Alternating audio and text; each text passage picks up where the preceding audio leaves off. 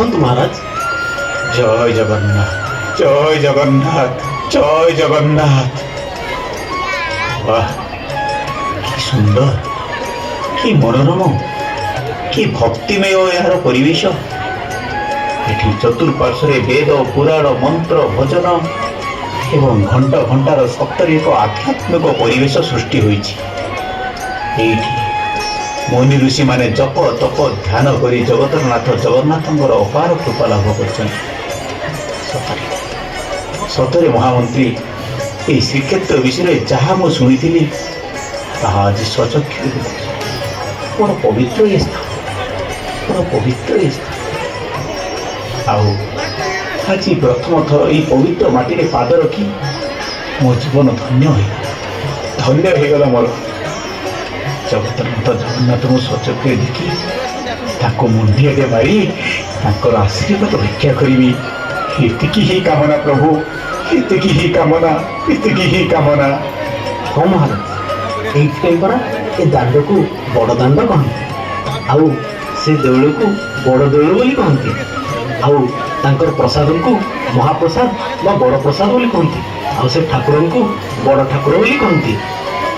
ତାଙ୍କର ବଡ଼ ହୃଦୟରେ ସମସ୍ତ ଭକ୍ତଙ୍କ ଦୁଃଖ ଲାଘବ କରନ୍ତି। ମହାମନ୍ତ୍ରୀ, ଠାକୁରଙ୍କର ଦର୍ଶନ ପାଇଁ ମୋ ମନ ବ୍ୟାକୁଳ। ତମେ ଶୀଘ୍ର ଠାକୁରଙ୍କର ଦର୍ଶନ ପାଇଁ ବନ୍ଦୋବସ୍ତ କର। ଯଥାଜ୍ଞ ମହାରାଜ। ଜୟ ଜଗନ୍ନାଥ, ଜୟ ଜଗନ୍ନାଥ, ଜୟ ଜଗନ୍ନାଥ, ଜୟ ଜଗନ୍ନାଥ।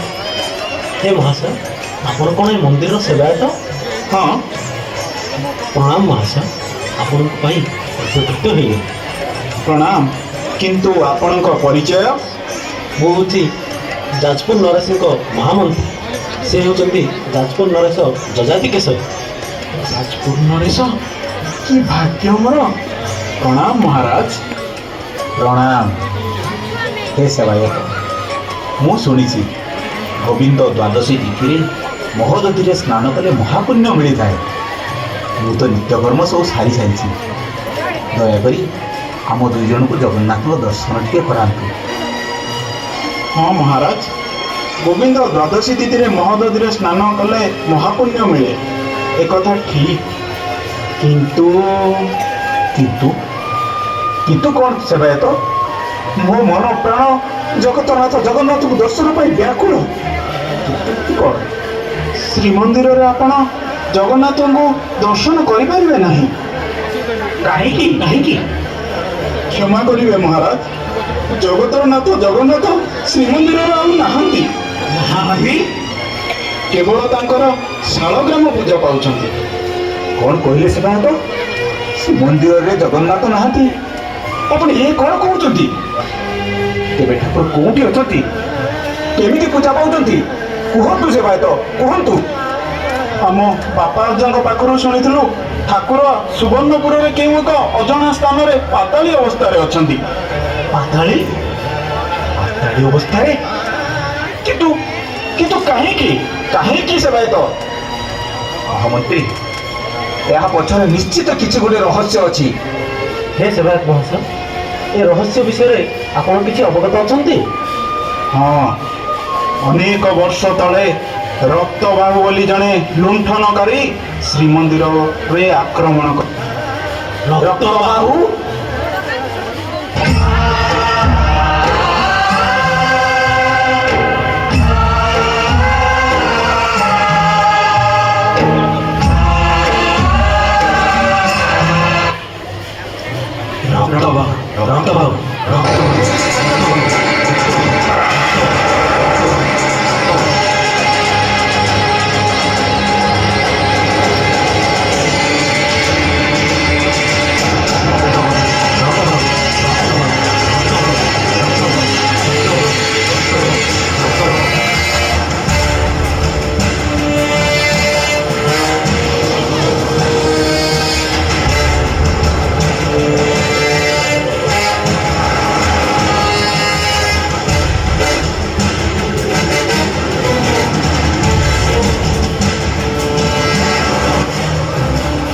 ସେନାପତି, ଶୁଣିଛି ଉତ୍କଳର ଶ୍ରୀମନ୍ଦିରରେ ରତ୍ନ ଭଣ୍ଡାରରେ ସୁନା ରୂପା ହୀରା ନଡ଼ା ତା ସହିତ ମୋତି ମାଣିକ ଭରି ହେଇକି ରହିଛି।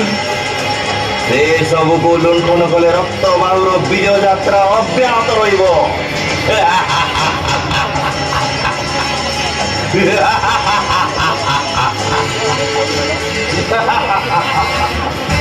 ଆଉ ଶ୍ରୀମନ୍ଦିର ଉପରେ ଆକ୍ରମଣ କଲେ ଉତ୍କଳ ରାଜାର ମେରୁଦଣ୍ଡ ଦୋହଲି ଯିବ। କ୍ଷମା ନରପତି, ଆପଣ ଯଦି ଭାବୁଛନ୍ତି ଶ୍ରୀମନ୍ଦିରରେ ଏତେ ମାତ୍ରାରେ ଧନ ସମ୍ପତ୍ତି ଅଛି, ତାହେଲେ ତାର ରକ୍ଷଣାବେକ୍ଷଣ ପାଇଁ ସେବକମାନେ ଓ ରାଜା ଯଥେଷ୍ଟ ବ୍ୟବସ୍ଥା କରିବେ। ଉତ୍କଳ ରାଜାଙ୍କ ପାଖରେ ଅସଂଖ୍ୟ ଗଜ ଅଛି, ସେଇଥିପାଇଁ ତାଙ୍କୁ ଗଜପତି ବୋଲି କୁହାଯାଏ। ସେନାପତି, ସେଥିପାଇଁ ମୁଁ ତୁମକୁ ସତର୍କ କରିବା ପାଇଁ ଏଠିକି ଆସିଛି। ତୁମ୍ଭେ ଗୋପନରେ ଯାଇ ଶ୍ରୀମନ୍ଦିର ଉପରେ ଆକଳନ କର। ଆଉ ମନେ ରଖ, ଉତ୍କଳର ଗୁପ୍ତଚର ମାନେ ପ୍ରବଳ ମାତ୍ରାରେ ପରିଶ୍ରମୀ ଓ ବୁଦ୍ଧିମାନ।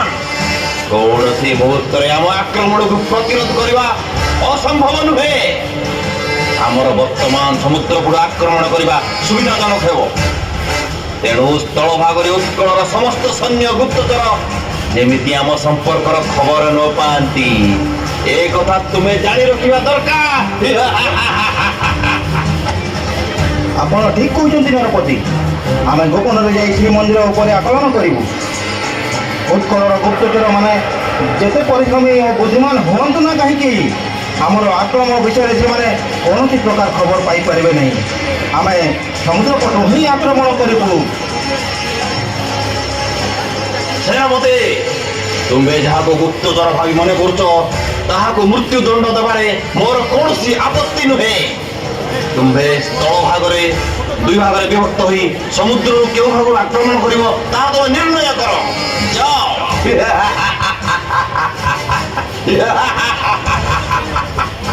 ଯଥା ଆଜ୍ଞା ନରପତି, ଆମେ ଶ୍ରୀମନ୍ଦିର ଲୁଣ୍ଠନ କରି ସେଠିକାର ସବୁ ଧନ ସମ୍ପତ୍ତି ଆପଣଙ୍କ ପାଦ ତଳେ ଥୋଇଦେବି।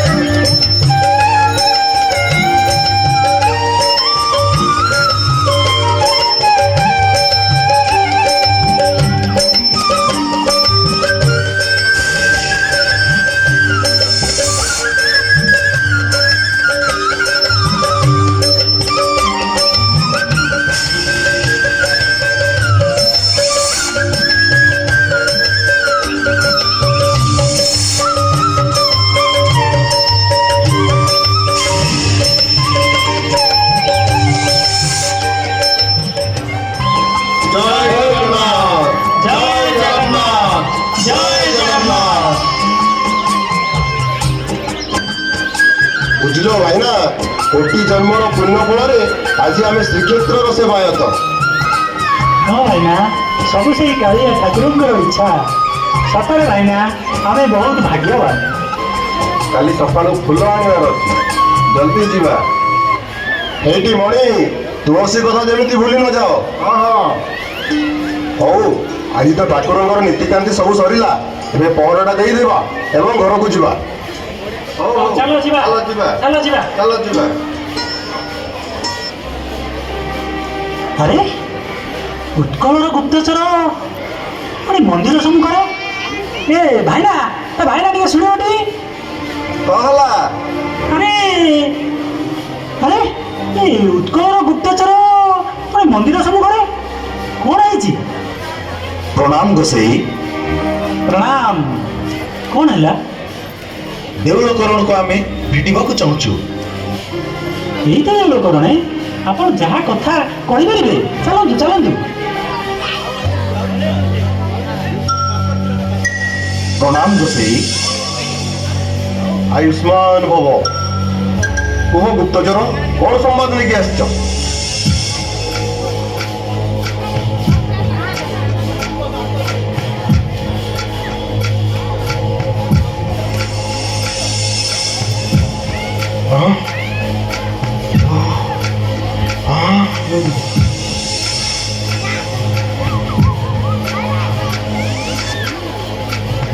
ଆରେ କଣ ହେଇଛି?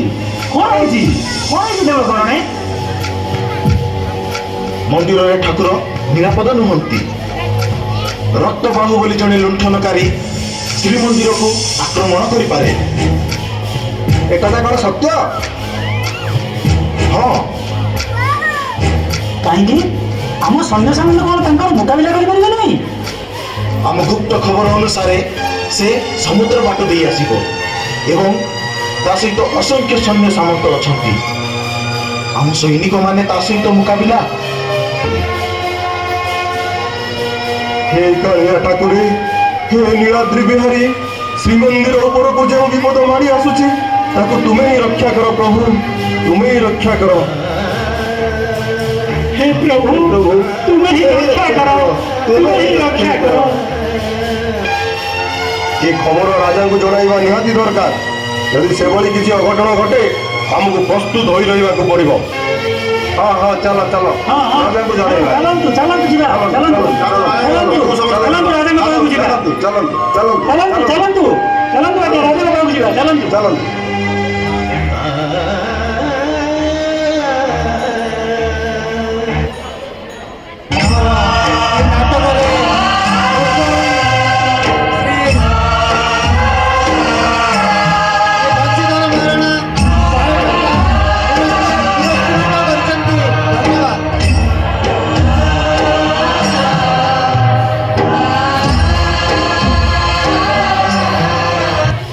সাবধান সাবধান সাবধান মহানুভব পরম প্রতাপী উৎকଳନରେ ସଭାକୁ ବିଜୟ କରୁଛନ୍ତି।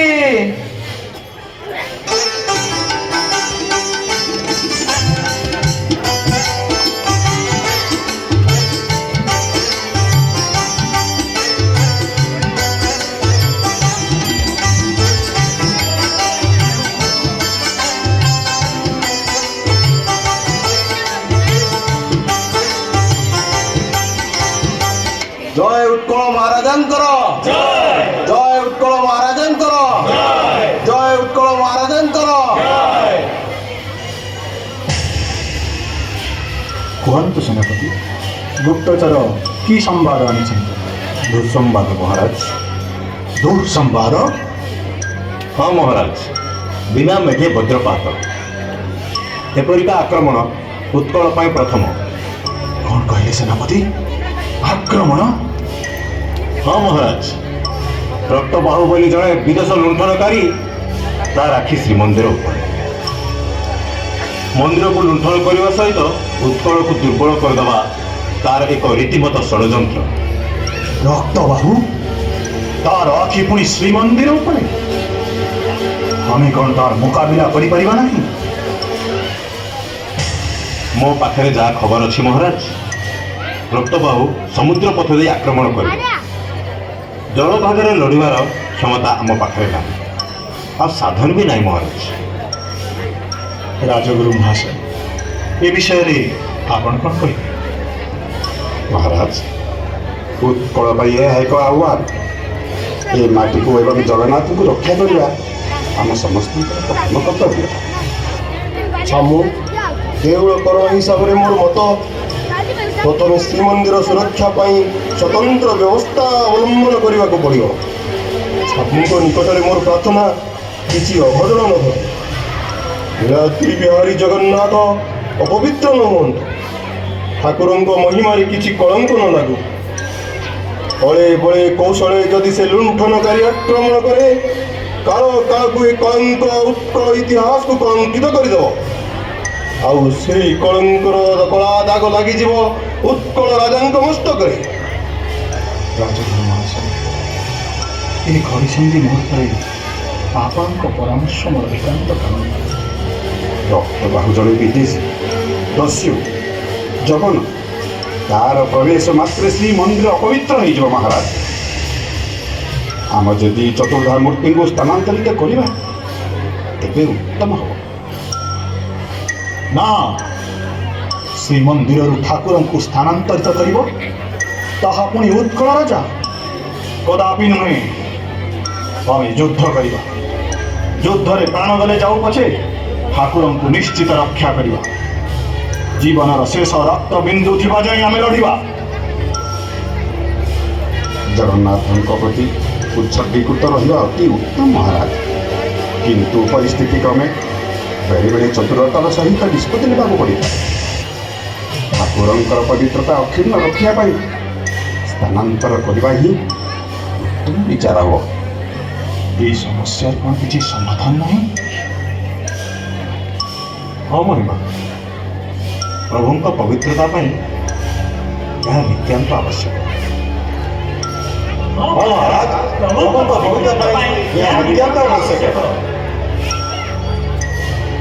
ହେ ପଣ୍ଡିତ ମଣ୍ଡଳୀ, ଚତୁର୍ଦ୍ଧା ମୂର୍ତ୍ତିଙ୍କ ସ୍ଥାନାନ୍ତରିତ ପ୍ରସ୍ତାବରେ ଆପଣମାନଙ୍କ ମତାମତ କ'ଣ? ଶାସ୍ତ୍ରରେ କୁହାଯାଇଛି, ଆତୁରେ ନିୟମ ନାସ୍ତି। ପରିସ୍ଥିତିକୁ ଆଖିରେ ରଖି ରାଜା ଯାହା ନିର୍ଣ୍ଣୟ ନେବେ ତାହା ହିଁ ଉଚିତ ହେବ। ଯାହା ସେ ଲୀଳାମୟଙ୍କ ଇଚ୍ଛା ତାହା ହିଁ ହେବ।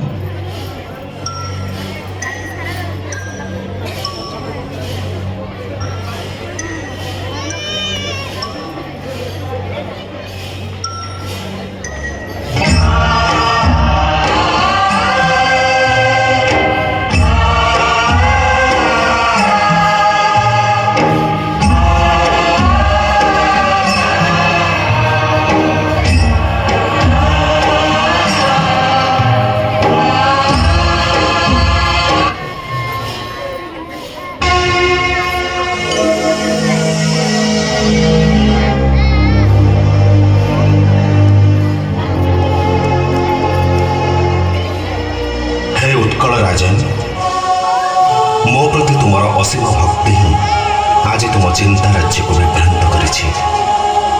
ହୁଏତ ଏଭଳି ଘଟଣା ଅଭୂତପୂର୍ବ, କିନ୍ତୁ ଆଜି ଯଦି ଚତୁର୍ଥା ମୂର୍ତ୍ତିଙ୍କୁ ରତ୍ନ ସିଂହାସନରୁ ସ୍ଥାନାନ୍ତର କରାଯାଏ, ଏଥିରେ ତୁମର ଦୋଷ ରହିଲା କେଉଁଠି? ଇତିହାସରେ ତୁମର କୀର୍ତ୍ତିକୁ କେହି କଳଙ୍କିତ କରିବେ ନାହିଁ। ତୁମେ ଲୋକଚକ୍ଷୁରେ ନିନ୍ଦିତ ହେବ ନାହିଁ। ଏସବୁର କର୍ତ୍ତା କର୍ମ କାରଣ ପୁଣି ଯେ ମୁଁ ରତ୍ନ ସିଂହାସନରେ ଥିଲି ପୁଣି ନଥିଲି, ମୁଁ ରତ୍ନ ସିଂହାସନରେ ନାହିଁ ପୁଣି ଅଛି। କେବଳ ରତ୍ନ ସିଂହାସନ କାହିଁକି, ଏ ଜଗତର ସମସ୍ତ ସ୍ଥାବର ଜଙ୍ଗମ ଆକାଶ ଶଶାକର ଧରରେ ମୁଁ ପରିବ୍ୟାପ୍ତ ହେଇଛି। ଆଜି ଯାହା ଘଟିବାକୁ ଯାଉଛି ସେଭଳି ଘଟଣା ହୁଏତ ଭବିଷ୍ୟତରେ ଘଟିପାରେ। ଏଥିରେ ମୋର ବିଲୀନ ହେବାର ପ୍ରଶ୍ନ ନାହିଁ, ବରଂ ମୁଁ ରୂପାନ୍ତରିତ ହେବି ଜଗତର ନାଥରେ। ତୁମେ ମୋ ହୃଦୟରେ ଅଛ ରାଜନ, ଆଉ ପୁଣି ରହିଛନ୍ତି ଉତ୍କଳବାସୀ। ଏହି ଶ୍ରୀକ୍ଷେତ୍ରରେ ମୁଁ ରହିଥିବି ଯୁଗ ଯୁଗ ପାଇଁ। ତେବେ ରାଜନ, ବର୍ତ୍ତମାନ ତୁମେ କର୍ତ୍ତବ୍ୟ ସୁଚାରୁ ରୂପେ ସମ୍ପାଦନ କର। ମନେ ପକାଇବାକୁ ଚେଷ୍ଟା କର ରାଜନ, ତୁମର ଜଣେ ବନ୍ଧୁ ସୁବର୍ଣ୍ଣପୁରରେ ଅଛନ୍ତି।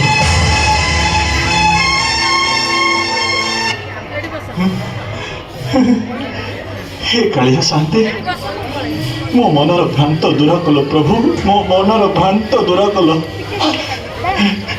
ଦେଉଳକରଣେ, ରାଜଗୁରୁ, ଠାକୁର ସୁବର୍ଣ୍ଣପୁର ଯିବେ, ଠାକୁର ସୁବର୍ଣ୍ଣପୁର ଯିବେ। କ'ଣ କହିଲେ ମହାରାଜ? ଠାକୁର ସୁବର୍ଣ୍ଣପୁର ଯିବେ?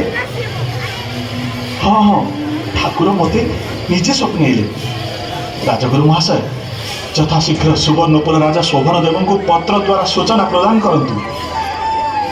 ଜଗନ୍ନାଥଙ୍କୁ ନେଇ ଆମେ ସୁବର୍ଣ୍ଣପୁର ଯାତ୍ରା କରୁଛୁ। ପ୍ରଭୁ, ଯଥା ଆଜ୍ଞା ମହାରାଜ।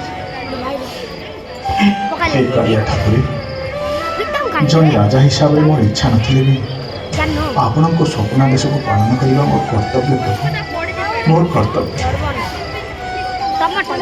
ମହାରାଜ, ପଶ୍ଚିମ ଦ୍ୱାରରେ ସବୁଠି ପ୍ରସ୍ତୁତ ଅଛି। ଗୁପ୍ତଚରମାନେ ସେଠାରେ ପ୍ରହରା ଦେଉଛନ୍ତି।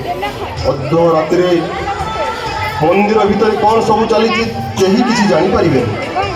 ଏହା ହିଁ ପ୍ରକୃଷ୍ଟ ସମୟ ଠାକୁରଙ୍କୁ ସ୍ଥାନାନ୍ତରଣ କରିବା। ଦେଉଳ କରିନି, ଆଉ ବିଳମ୍ବ କରିନି।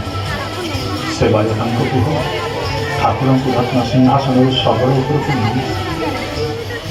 ନା ଛାମୁ, ଯେଉଁ ହାତରେ ଠାକୁରଙ୍କର ପହଣ୍ଡି କରିଛୁ, ଯେଉଁ ହାତରେ ଠାକୁରଙ୍କର ଦେବସ୍ନାନ କରିଛୁ, ସେଇ ହାତରେ ରତ୍ନବେଦୀରୁ ଠାକୁରଙ୍କର ସ୍ଥାନାନ୍ତରଣ। ନା ନା ଛାମୁ, କ୍ଷମା କରନ୍ତୁ।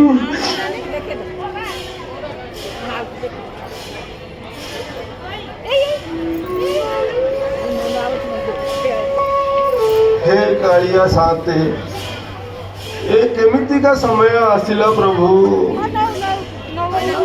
ମୋ ବଡ଼ ଠାକୁର ଶ୍ରୀମନ୍ଦିର ଛାଡ଼ି ଚାଲିଯିବେ। ମୁଁ କେମିତି ତାଙ୍କ ବିନା ରହିବି? ମୋ ଛାତି ଫାଟି ଯାଉଛି। ଓହୋ, ଆପଣମାନଙ୍କୁ କିଛି ପାପ ଲାଗିବ ନାହିଁ। ଯାହା ପାପ ସବୁ ମୋତେ ଲାଗିବ। ଠାକୁର ତ ମୋତେ ସ୍ୱପ୍ନ ଦେଇଛନ୍ତି ନା, ତାଙ୍କ ଇଚ୍ଛାରେ ସେ ସୁବର୍ଣ୍ଣପୁର ଯାଉଛନ୍ତି। ବଞ୍ଚିବା କାଳିଆ ପାଇଁ, ମରିବା କାଳିଆ ପାଇଁ। ଭାଇମାନେ, ଠାକୁରଙ୍କ ପବିତ୍ରତା ରକ୍ଷା କରିବା ପାଇଁ ଆମ ପାଖରେ ଆଉ କିଛି ଉପାୟ ବି ତ ନାହିଁ। ଆମେ ସମସ୍ତେ ବି ଠାକୁରଙ୍କ ସହିତ ସୁବର୍ଣ୍ଣପୁର ଯିବା। କାଳିଆ ଯେଉଁଠି ରହିବ ଆମେ ସେଇଠି ରହିବା। ବଞ୍ଚିବା କାଳିଆ ପାଇଁ, ମରିବା କାଳିଆ ପାଇଁ। ବଞ୍ଚିବା କାଳିଆ ପାଇଁ, ମରିବା କାଳିଆ ପାଇଁ। ଆସ ଆସ ଭାଇମାନେ, ଠାକୁରଙ୍କର ପହଣ୍ଡି ବିଜେ କରେଇଦେବ। ଚାଲ ଚାଲ ଚାଲ ଚାଲ ଚାଲ।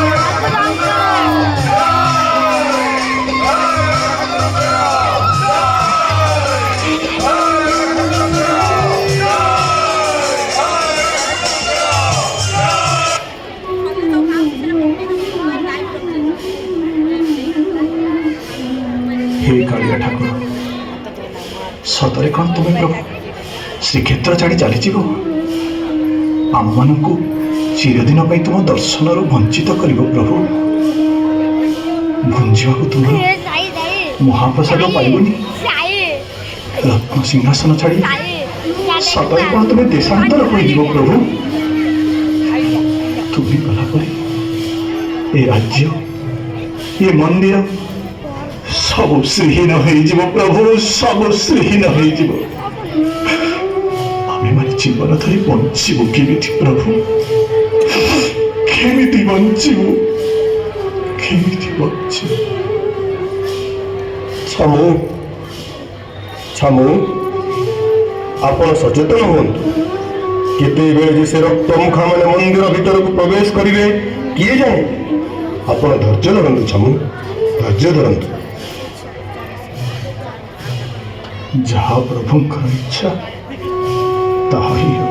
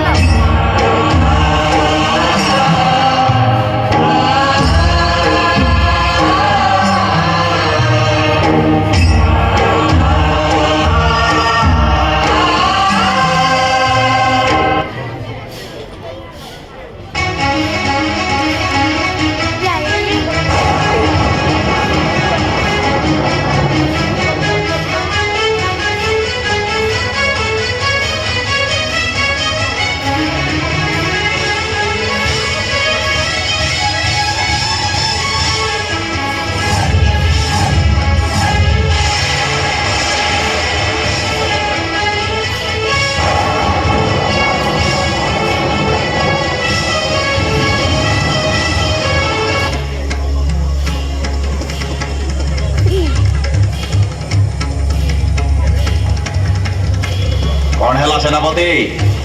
ମନ୍ଦିର ଭିତରକୁ ପ୍ରବେଶ କଲ? କ୍ଷମା ନରପତି, କ୍ଷମା। ସିଂହଦ୍ୱାରରୁ ଫେରି ଆସିଲ କାପୁରୁଷ ଭଳି। ହେ ନରପତି, ସେଇଟା କୋଉ ପୁରୁଣା ଯୁଗର ଗୋଟେ ବଡ଼ ପିତ୍ତଳ ବହୁତିଆ ଶକ୍ତ କବାଟ। କେହି ଜାଣି ସେ କବାଟରେ କି ଅଲୌକିକ ଶକ୍ତି ଅଛି। ଆମ ସୈନ୍ୟମାନେ ସେ କବାଟକୁ ଗୋଟେ ଧକ୍କା ଦେଲେ ଭିତର ପଟୁ 2 ଧକ୍କା ଖାଇ ଛିଟି ପଡୁଛନ୍ତି।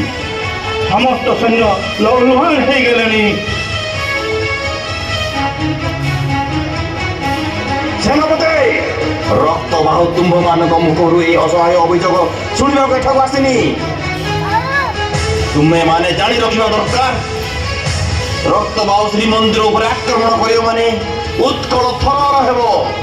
ରାଜାମାନେ ଆତ୍ମସମର୍ପଣ କରିବେ, ଆମର ଆର୍ଥିକ ସଙ୍କଟ ଦୂର ହେବ। ରକ୍ତବାହୁ ନରପତି ନୁହେଁ, ସେ ସମ୍ରାଟ ହେବାକୁ ଚାହେଁ। ସମ୍ରାଟ।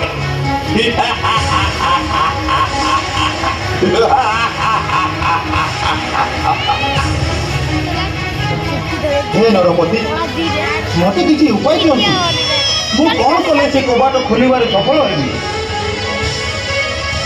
ସେନାପତି, କେଉଁ ସିଂହ ଦ୍ୱାର ଖୋଲି ପାରୁନ ତାକୁ ଭାଙ୍ଗି ଦିଅ, ଧ୍ୱଂସ ବିଧ୍ୱଂସ କରିଦିଅ। ସେ କବାଟ ଭାଙ୍ଗିବା ମୋତେ ଅସମ୍ଭବ ଲାଗୁଛି ନରପତି। ସେନାପତି, କିଏ ଏକ ବଡ଼ ସମୁଦ୍ର ଅତିକ୍ରମ କରି ଆସିଛି, ତାପରେ ସାମାନ୍ୟ କବାଟ ଭାଙ୍ଗିବା ସହଜ ନୁହେଁ। ରକ୍ତବାହୁ ନାସ୍ତିବାଦକୁ ବିଶ୍ୱାସ କରେନି। ତେବେ ଯାଅ, ତେବେ ଯାଅ, ସେ ମନ୍ଦିର ଭାଙ୍ଗି ମାଟିରେ ମିଶାଇ ଦିଅ। ଏହା ଆମର ଆଦେଶ।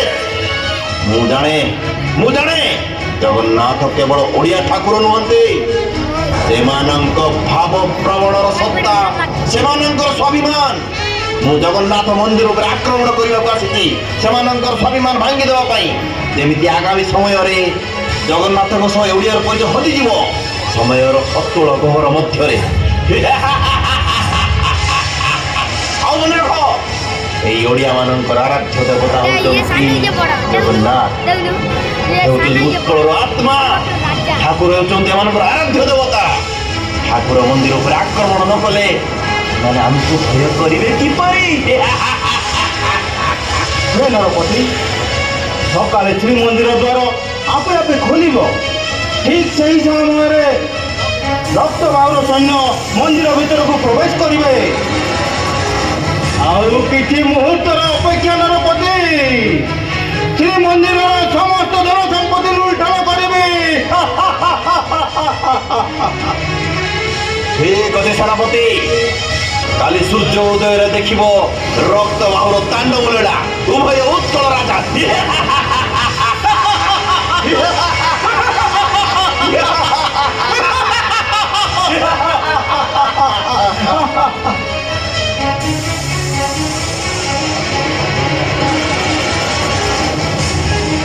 खुला गाड़ी गाड़ी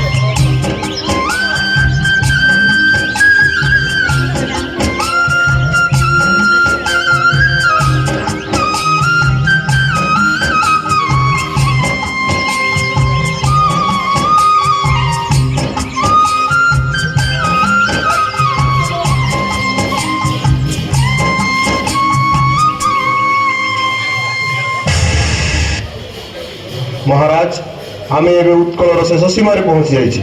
ଆପଣ ଏବେ ରାଜନଗରକୁ ଫେରି ଯାଆନ୍ତୁ ମହାରାଜ। ହଁ ମହାରାଜ, ଚାଲନ୍ତୁ, ମୁଁ ଆପଣଙ୍କୁ ରାଜପ୍ରସାଦରେ ଛାଡ଼ି ଆସିବି।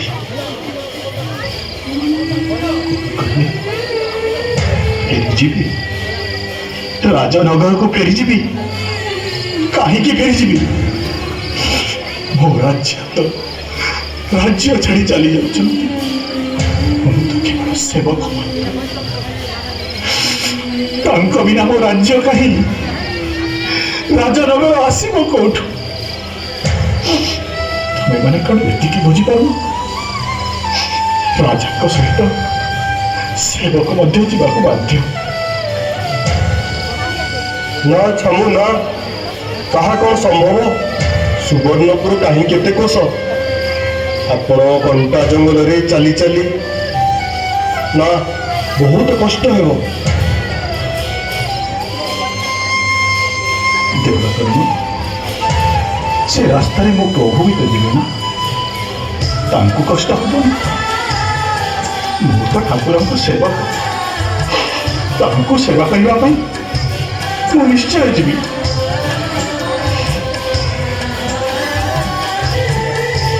ଶୀଘ୍ର ସୁବର୍ଣ୍ଣପୁର ଯାତ୍ରା ଆରମ୍ଭ। ଡେରି ହେଲେ କିଛି ବି ଅଘଟଣ ଘଟିପାରେ। ସେନାପତି, ତୁମେ ରକ୍ତବାହୁ ସହିତ ଯୁଦ୍ଧ କରିବ। ମୋ ଉତ୍କଳବାସୀ ଆଉ ଶ୍ରୀମନ୍ଦିରର ଦାୟିତ୍ୱ ତୁମ ଉପରେ ରହିଲା। କର ବା ମର ପରିସ୍ଥିତିରେ ଯୁଦ୍ଧ କରିବ ସେନାପତି, କର ବା ମର ପରିସ୍ଥିତିରେ ଯୁଦ୍ଧ କରିବ। ମୁଁ ମୋ ଠାକୁରଙ୍କୁ ନେଇ ସୁବର୍ଣ୍ଣପୁର ଯାଉଛି। ହଁ ମହାରାଜ, ଉତ୍କଳ ସେନା ତାର ଉଚିତ ଜବାବ ଦେବ। ମୋତେ ଆଜ୍ଞା ଦିଅନ୍ତୁ ମହାରାଜ। ଶୀଘ୍ର ସୁବର୍ଣ୍ଣପୁର ଯାତ୍ରା ଆରମ୍ଭ କର।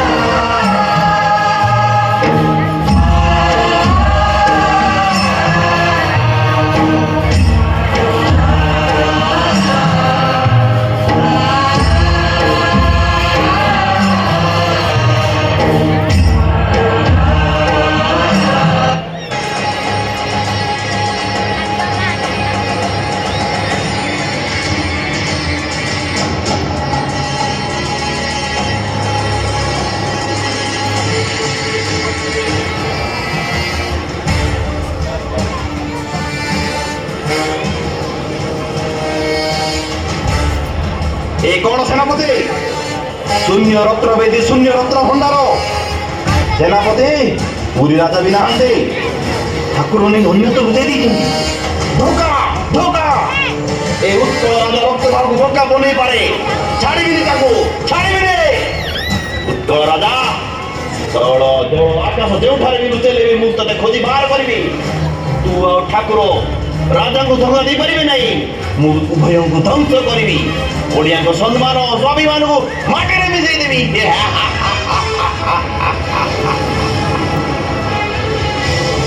ଗଣପତି ଏତେ ପରିଶ୍ରମ କରି ଶ୍ରୀମନ୍ଦିରକୁ ପଶିଲେ ହେଲେ ରତ୍ନ ଭଣ୍ଡାର ଶୂନ୍ୟ ଜଗନ୍ନାଥ ଠାକୁର ବି ନାହାନ୍ତି ହେ ଉତ୍କଳର ରାଜା ଆମ ସାଙ୍ଗରେ ଛଳନା କରିଛନ୍ତି। ଜାଗରଣୀ ସେନାପତି ଉତ୍କଳ ରାଜାକୁ ଖୋଜି ବାହାର କରିବା ଦାୟିତ୍ୱ ଆମର ତେବେ ଶୀଘ୍ର ଖୋଜିବା ପାଇଁ ସନ୍ଧାନ ପାଇଁ ଚାଲ ଚାଲ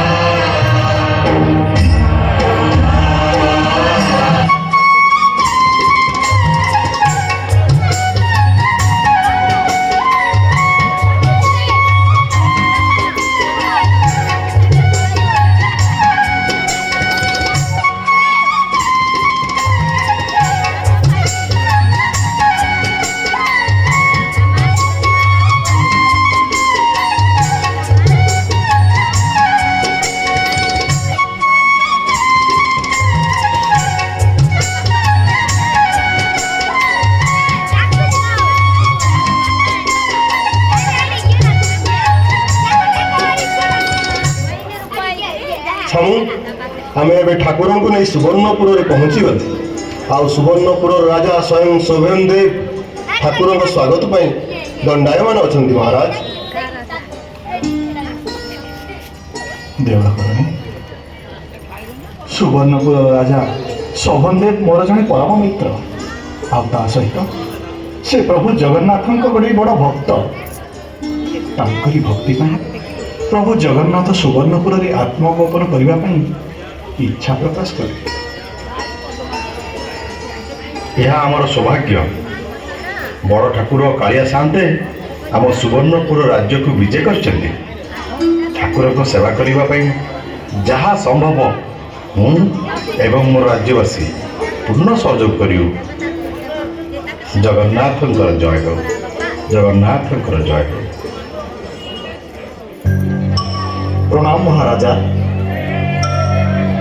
ରକ୍ତବାଳ ଶ୍ରୀମନ୍ଦିରରେ ଠାକୁରଙ୍କୁ ନ ପାଇ ରକ୍ତମୁଖ ହୋଇଯାଇଛି ଏବଂ ଶ୍ରୀମନ୍ଦିରର ଠାକୁରଙ୍କୁ ଆଣିଥିବା ଖବର ମଧ୍ୟ ତା ପାଖରେ ଅଛି ଏବଂ ତା ସୈନ୍ୟମାନଙ୍କୁ ଧରି ସେ ଯୁଦ୍ଧ କରିବାକୁ ଆସୁଛି।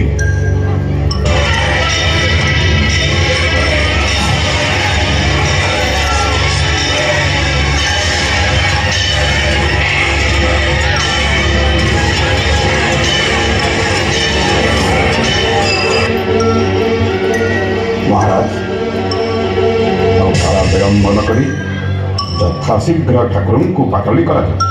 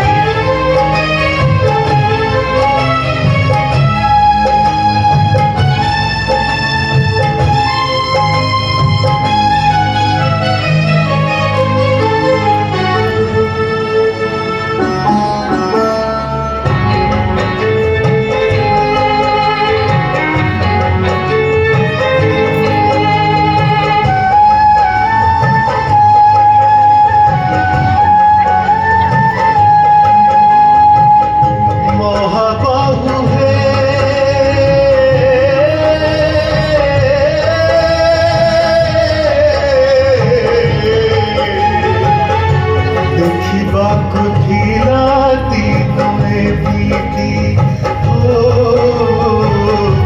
ଦେଖିବାକୁ ଥିଲା ଦିନ ଏମିତି ତୁମ ବିନା ନାଥ ଆମେ ତ ନାଥ ତୁମ ବିନା ନାଥ ଆମେ ତ ନାଥ ବଞ୍ଚିବୁ କୁହ କେମିତି ଦେଖିବାକୁ ଥିଲା ଦିନ ଏମିତି ଦେଖିବାକୁ ଥିଲା ଦିନ ଏମିତି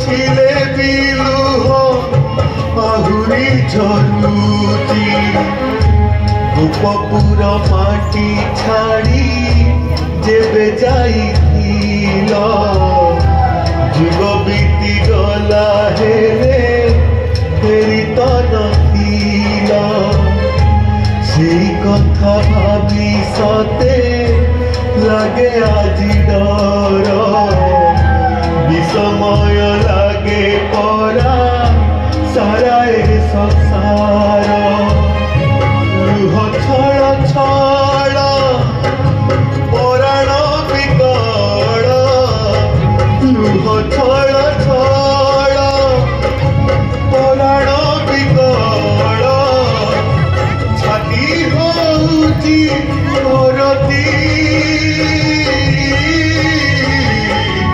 ଦେଖିବାକୁ ଥିଲା ଦିନ ଏମିତି ଦେଖିବାକୁ ଥିଲା ଦିନ ଏମିତି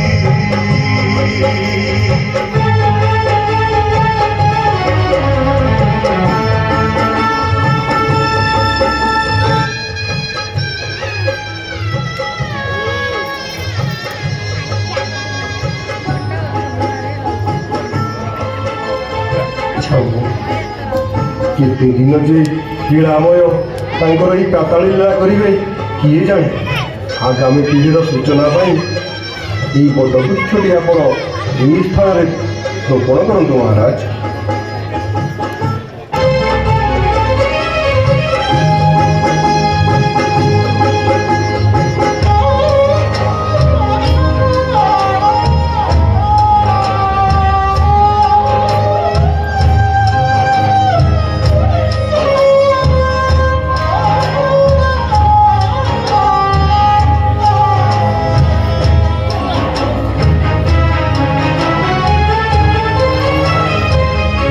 एकी विडंबना है उत्कल रमणी प्राण थाऊ थाऊ देह हेउची पाताळी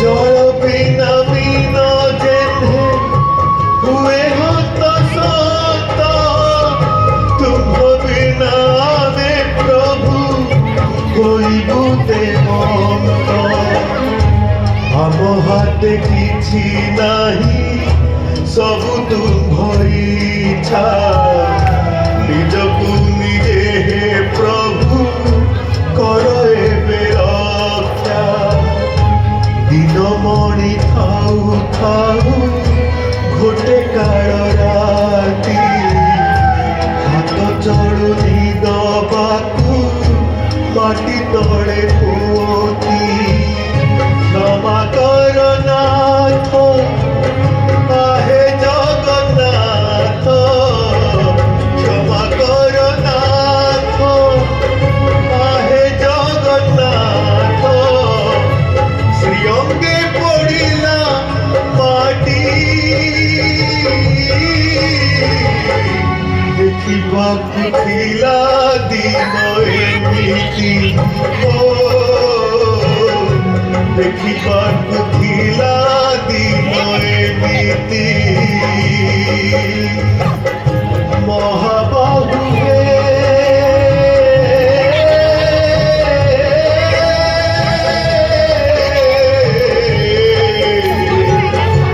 ଦେଖିବାକୁ ଥିଲା ଦିନ ଏମିତି ଦେଖିବାକୁ ଥିଲା ଦିନ ଏମିତି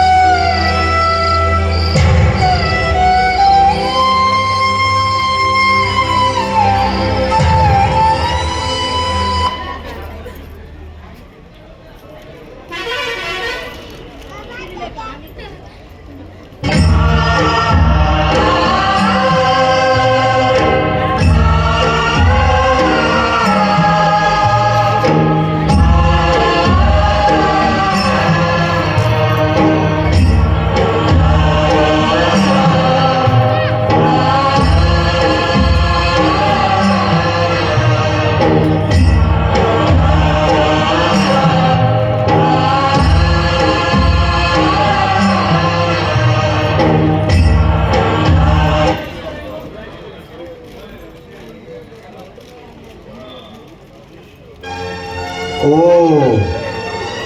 ତାହେଲେ ରକ୍ତବହ କବଳରୁ ଠାକୁରଙ୍କୁ ରକ୍ଷା କରିବା ପାଇଁ ସୁବର୍ଣ୍ଣପୁରରେ ପାତାଳି କରାଯାଇଛି। ଧନ୍ୟ ଧନ୍ୟ ତୁମେ ରାଜା, ଧନ୍ୟ ସେବାୟତ, ଧନ୍ୟ ଉତ୍କଳବାସୀ। ଶ୍ରୀ ଜଗନ୍ନାଥଙ୍କର ପବିତ୍ରତା ରକ୍ଷା କରିବା ପାଇଁ ଉତ୍କଳବାସୀ କେତେ ଯେ କଷ୍ଟ କରିଛନ୍ତି ତାହା ଅବର୍ଣ୍ଣନୀୟ। ଆପଣ ସମସ୍ତଙ୍କୁ ମୋର କୋଟି କୋଟି ଦଣ୍ଡବତ। ମହାମନ୍ତ୍ରୀ, ମୁଁ ଯଜାତି କେଶରୀ ଏ ଉତ୍କଳବାସୀଙ୍କ ସମ୍ମାନ ଆଉ ସ୍ୱାଭିମାନକୁ ବଞ୍ଚାଇ ରଖିବା ପାଇଁ ପୁନର୍ବାର ମୋ ପ୍ରଭୁଙ୍କୁ ଶ୍ରୀମନ୍ଦିରରେ ପୁନଃ ପ୍ରତିଷ୍ଠା କରାଇବି। ମନ୍ତ୍ରୀ, କିନ୍ତୁ ସେ ବିଗ୍ରହମାନଙ୍କର ପୁନଃ ପ୍ରତିଷ୍ଠା କିପରି କରାଯିବ? ସନ୍ଧାନ ପାଇବା କିପରି? ହେ ସେବାୟତ, ଆପଣ ଯଦି କିଛି ସେ ବିଷୟରେ ଜାଣିଛନ୍ତି ଉପାୟ ମୋତେ ବତାନ୍ତୁ, ମୁଁ ତାହା ନିଶ୍ଚୟ ପାଳନ କରିବି। କୁହନ୍ତୁ ସେବାୟତ ମହାଶୟ। ହେ ମହାରାଜ, ଦକ୍ଷିଣରୁ ଶଙ୍କରାଚାର୍ଯ୍ୟ ଶ୍ରୀକ୍ଷେତ୍ର ଆସିଛନ୍ତି। ତାଙ୍କ ସାହାଯ୍ୟ ନେଲେ ଭାବୁଛି ସମସ୍ୟାର ସମାଧାନ ହୋଇପାରିବ। ମହାରାଜ, ଆପଣ ଆଜ୍ଞା କରନ୍ତୁ, ମୁଁ ଶଙ୍କରାଚାର୍ଯ୍ୟଙ୍କୁ ଏଠାକୁ ନିମନ୍ତ୍ରଣ କରିବି। ନା ନା ମହାମନ୍ତ୍ରୀ, ଶଙ୍କରାଚାର୍ଯ୍ୟ ହେଲେ ଜଗତଗୁରୁ। ମୁଁ ସ୍ୱୟଂ ତାଙ୍କ ପାଖକୁ ଯାଇ ତାଙ୍କର ପରାମର୍ଶ ନେବି, ଆଉ ସିଏ ଯେଉଁ ନିର୍ଦ୍ଦେଶ ଦେବେ ସେ ନିର୍ଦ୍ଦେଶକୁ ପାଳନ କରିବି। ତେବେ ସେବାୟତ ଆମର ମାର୍ଗଦର୍ଶନ କରାନ୍ତୁ। ଆସନ୍ତୁ ମହାରାଜ, ଶଙ୍କରାଚାର୍ଯ୍ୟଙ୍କ ପାଖକୁ ଯିବା। ଆସନ୍ତୁ ମହାରାଜ, ଆସନ୍ତୁ।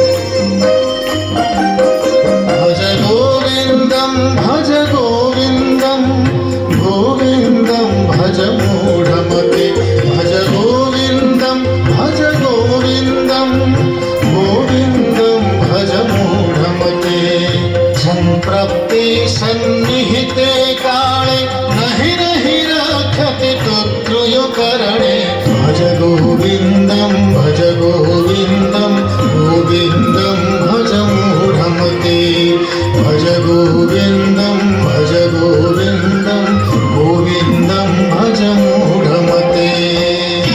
गुरुदेव एହାର अर्थ କ'ଣ?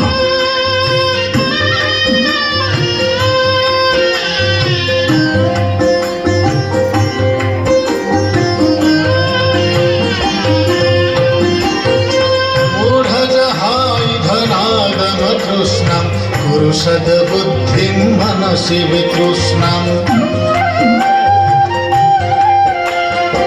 मूढजहाय धनागमतृष्णम् कुरु सद्बुद्धिं मनसि वितृष्णम् या लभसे निजकर्मोपत्तं वित्तं तेन विनोदय चिन्तं भज गोविन्दं भज गोविन्दं गोविन्दं भज मूढमते भज गोविन्दं भज गोविन्दं गोविन्दं भज मूढमते।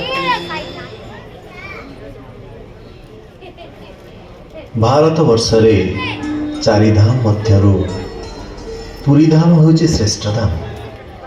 सनातन धर्म रे उल्लेख अछि जे भारत रे चारि धाम दर्शन करिबा परे भक्त मानकर धर्मक्षेत्र भ्रमण संपूर्ण हुए। उत्तर रे बद्रिकानाथ, पश्चिम रे द्वारकाधीश बा द्वारकानाथ, दक्षिण रे रामेश्वर बा रामनाथ एवं शेष रे जगतर नाथ जगन्नाथ को दर्शन कले धर्मक्षेत्र भ्रमण संपूर्ण हुए।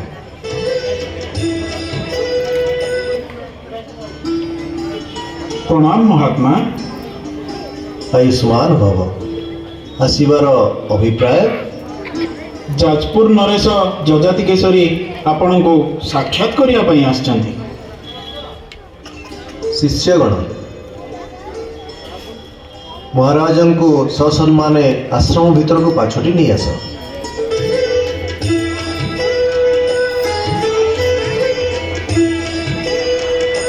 प्रणाम महात्मा। आयुष्मान भव। हे राजन, आसिबार अभिप्राय? हे महात्मा, जगतर नाथ जगन्नाथ श्रीमंदिर रे नहांती। तांकर पुनः प्रतिष्ठा करिवा पई आपणकर साहाय्य एकांत काम्य। दयाकरी आपण आमर मार्गदर्शन करंतु। हे राजन, समग्र जगत रे जेते मूर्ति बा विग्रह अछंती से माने कौनसी ना कौनसी धातु किंबा प्रस्तर रे निर्मित होइथांती। एभली अनेक मूर्ति अष्ट धातु रे मध्य निर्मित होइथांती। किंतु श्री जगन्नाथ हेउछंती एकमात्र देवता जे कि दारु शरीर रे विजय होइथांती। सेथिपई समस्ते तांकु कहिथांती दारु विग्रह बा दारु देवता। जय जगन्नाथ। हे महात्मा, ठाकुरଙ୍କର ସନ୍ଧାନ କିପରି ପାଇବା ଦୟାକରି ଆପଣ ମାର୍ଗଦର୍ଶନ କରନ୍ତୁ।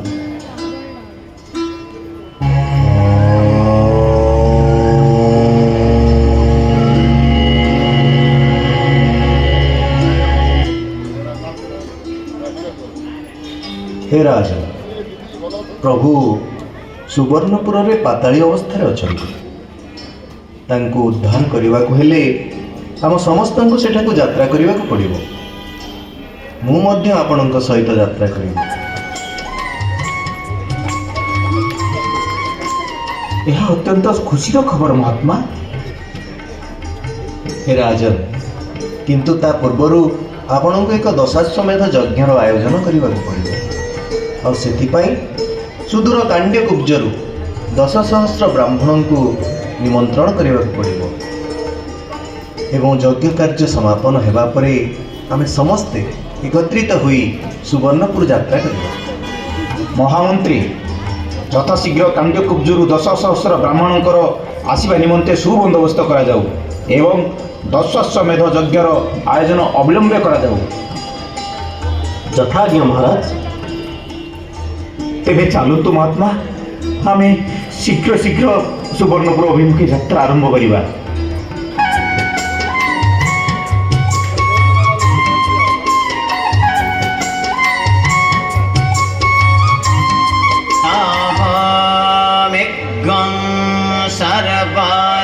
कृत्वात्यतिष्ठत्तसाङ्गुलं पुरुष एवेद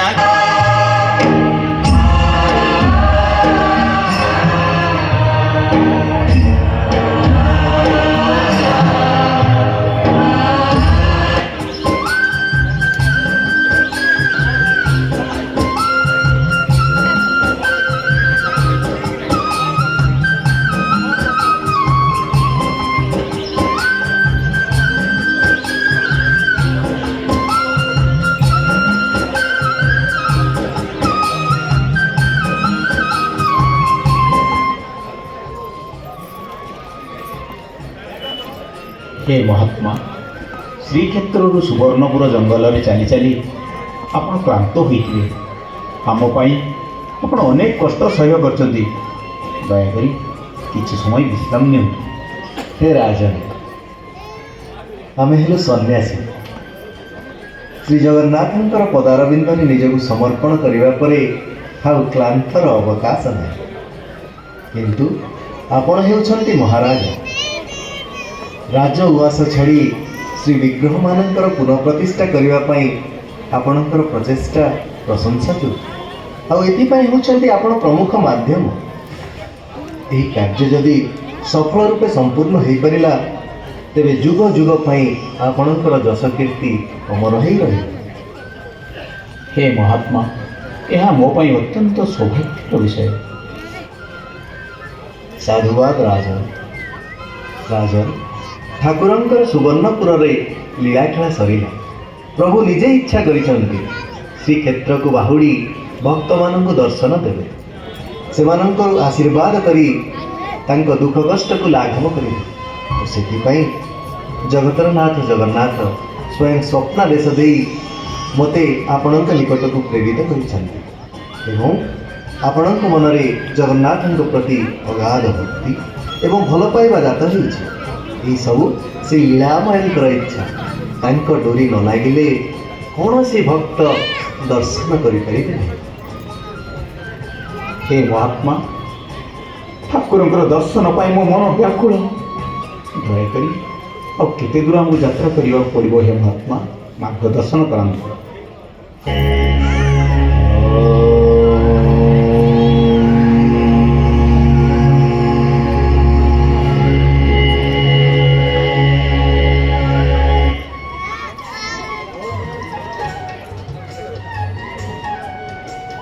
ହେ ରାଜ, ଏହି ସ୍ଥାନରୁ ଉତ୍ତର ଦିଗକୁ ଯାତ୍ରା କଲେ ଠିକ୍ ଉତ୍ତର ଏବଂ ପୂର୍ବର ମିଳନ ସ୍ଥଳରେ ଏକ ବଟବୃକ୍ଷ ରହିଛି।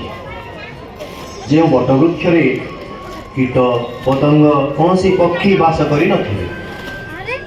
ସେ ବୃକ୍ଷର କୌଣସି ବି ଶାଖା ଅସ୍ତ୍ର ଦ୍ୱାରା ଛେଦନ ହୋଇନଥିବ।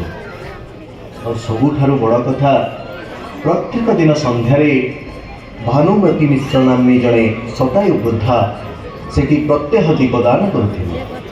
ହେ ମହାତ୍ମା, ଶତାୟୁ ବୃଦ୍ଧା ଦୀପଦାନ କରି କରୁଛନ୍ତି? ଏହା କିପରି ସମ୍ଭବ ମହାତ୍ମା?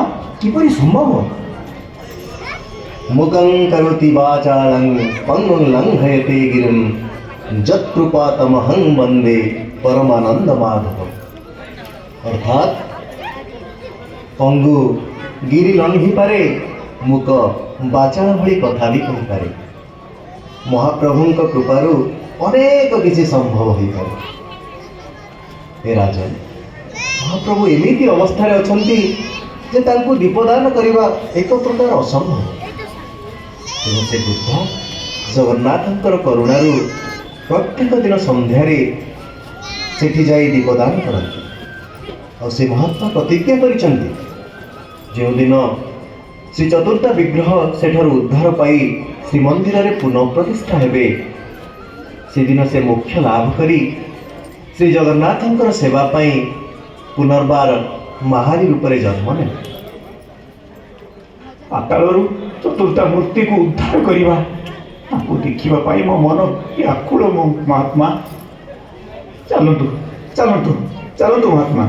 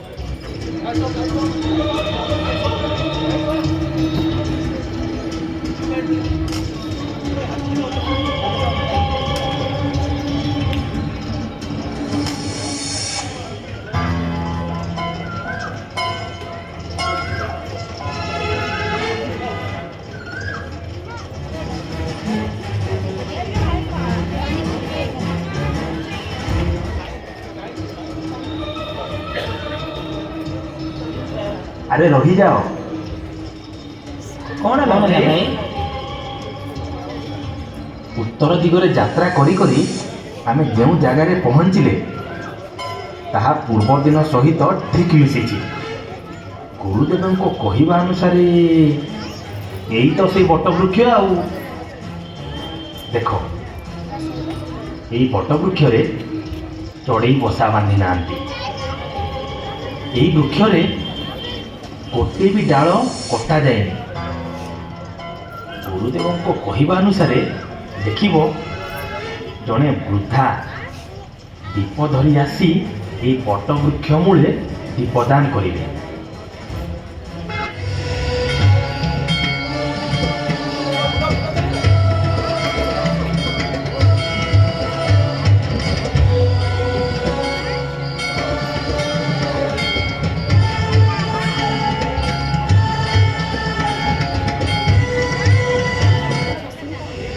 ଭାଇମାନେ, ମନ୍ଦିରର ଘଣ୍ଟି ଶବ୍ଦ କୋଉଠୁ ଆସୁଛି? ଏ ଆଖପାଖରେ ତ କିଛି ମନ୍ଦିର ନାହିଁ। ଆରେ ହଁ ତ, ଏଇ ଆଖପାଖରେ ତ ମନ୍ଦିର ନାହିଁ। ସନ୍ଧ୍ୟା ବି ହେଲାଣି, ବୃଦ୍ଧ ଜଣକ ଦେଖା ଯାଉନାହାନ୍ତି।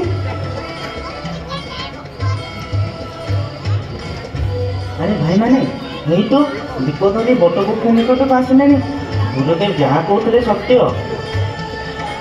ହେଲେ ଗୁରୁଦେବ ଏତେ କଥା ଜାଣିଲେ କେମିତି? ସେ ମହାନ ଆତ୍ମା ଦିବ୍ୟ ଦ୍ରଷ୍ଟା ପରା। ହଁ,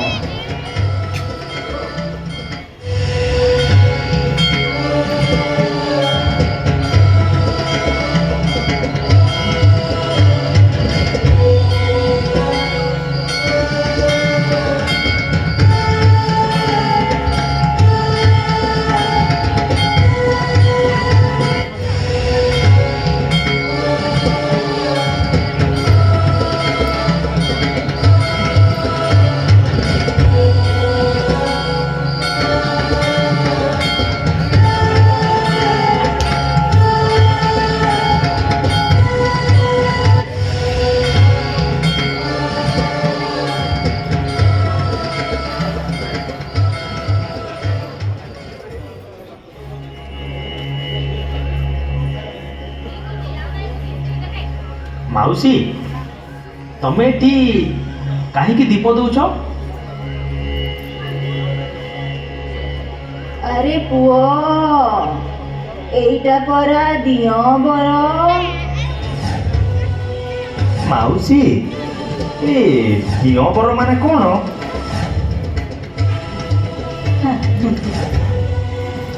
ଦିଅଁବର ମାନେ ବୁଝିପାରିଲନି ପୁଅ? ଏଇ ବଟବୃକ୍ଷ ମୂଳେ ଠାକୁର ଅଛନ୍ତି। ସେଥିପାଇଁ ତ ଏଇ ବଟବୃକ୍ଷକୁ ଦିଅଁବର ବୋଲି କହନ୍ତି। ତମେ କେମିତି ଜାଣିଲ ମାଉସୀ? ପୁଅ, ଠାକୁର ମତେ ସପନେଇଲେ ପରା। ମାଉସୀ, ତମେ ଏ ବଟବୃକ୍ଷ ବିଷୟରେ ଆଉ କଣ ସବୁ ଜାଣିଛ ଆମକୁ ଟିକେ କହୁନ? ହଁ ମାଉସୀ, ମୁଁ କିଛି କହିପାରିବିନି ବାପା। ସେ କଥା ତମେ ବୁଝିବ ଆଉ ତମ ରାଜା ବୁଝିବେ। ମୁଁ ଯାଏ, ମୋର ଅନେକ କାମ। ହେଲେ ମାଉସୀ, ଏ ଜାଗାର ନାମ କଣ? ଏ ଜାଗାକୁ ଗୋପାଳି ଗାଁ କୁହନ୍ତି। ହେଲା, ମୁଁ ଯାଉଛି ପୁଅ, ମୋର ଅନେକ କାମ ଅଛି। ବୁଝିଲ ତ, ଏ ଜାଗାର ନାଁ ଗୋପାଳି ଗାଁ। ହେଲା, କ'ଣ କହିଲେ ମାଉସୀ? ତୁ ଗୋଟେ କାମ କର, ତୁ ଯା ସେ ମାଉସୀଙ୍କ ପାଖରୁ ବୁଝିକି ଆସିବୁ। ଆରେ ହଁ ହଁ, ମୁଁ ଯାଉଛି ମାଉସୀ ପାଖକୁ ବୁଝିକି ଆସିବି। ଆରେ ମାଉସୀ ଏଇଠି ଥିଲେ, ଗଲେ କୁଆଡ଼େ? ହଁ ହଁ, ଆରେ ମାଉସୀ କୁଆଡ଼େ ଗଲେ? କୁଆଡ଼େ ଗଲେ? ଏଇଠି ଥିଲେ, ହଠାତ୍ ଉଭାନ ହେଇଗଲେ।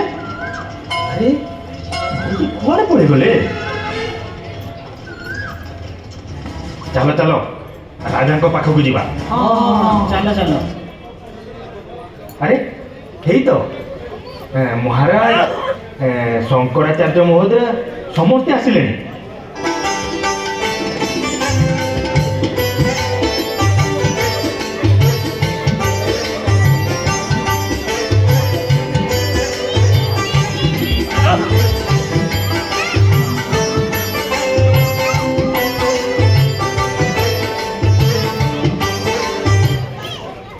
ପ୍ରଣାମ ମହାରାଜ, ଏଇଟା ହେଉଛି ସେଇ ବଟ ବୃକ୍ଷ।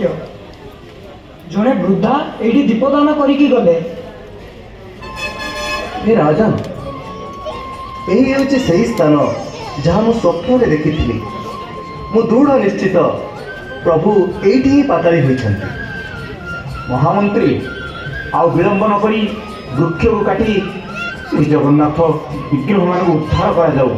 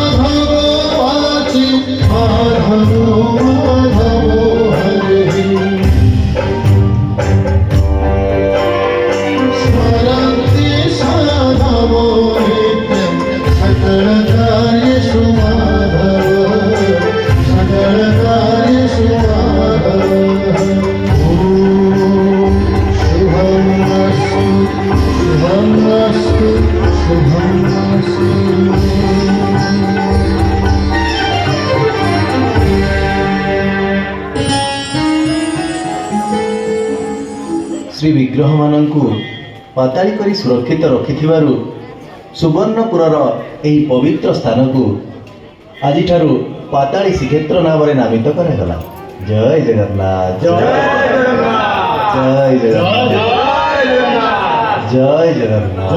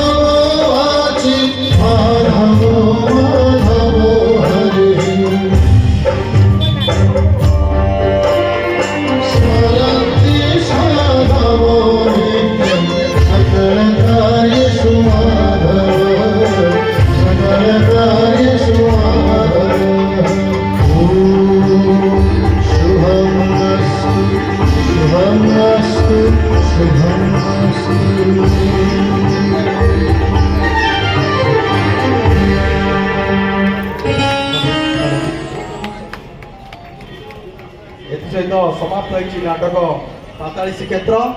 ଆମେ ଗୋଲ୍ଡେନ ଲିଗ୍ କଳା ପରିଷଦ ସୁନାବେଡ଼ା ତରଫରୁ ଗୁଣ୍ଡିଚା ମନ୍ଦିର କମିଟି ସିମିଲିଗୁଡ଼ାକୁ ଧନ୍ୟବାଦ ଦେଉଛୁ।